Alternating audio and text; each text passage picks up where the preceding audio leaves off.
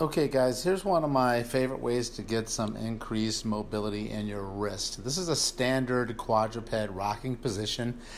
And you can see I'm just coming forward so my shoulders end near my fingertips. And then I'm actually changing the angle and direction of where my fingers face. I'm turning them to go more in. And then it's loading up the joint in a different position. Then, of course, I'm facing them out. And you should never go into any pain or discomfort. And then I'm going to turn them backward as much as I can. And of course, if you're tight in your forearm flexors, it's going to be difficult to do this move.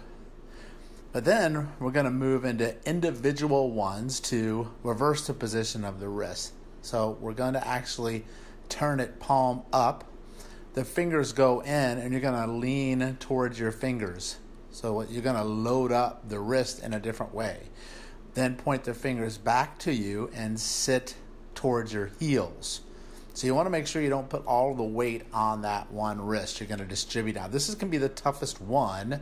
You're going to face your fingers out and then lean again into your fingers. And then do a couple of circular rotations. Get a little bit of sensory input from the hand. And then bring it off the ground and do some spirals. Then we do the same thing on the other side.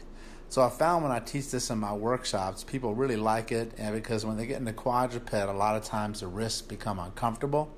And you can see on the right one, I have a decrease in the ability to actually rotate my radius of my ulna.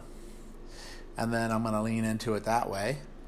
Do about 5 to 10 on each one.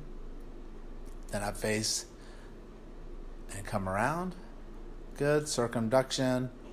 And then I'm going to end with a few more rocks.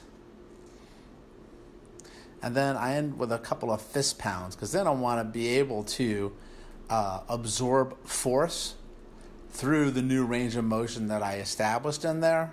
So I make a fist and I'm just going to punch the ground about 3 or 4 times, and I do the same thing on the other side. That's going to help me be able to manage force transmission up the extremity into my glenohumeral joint. Fantastic wrist mobility drill that you can do every single day.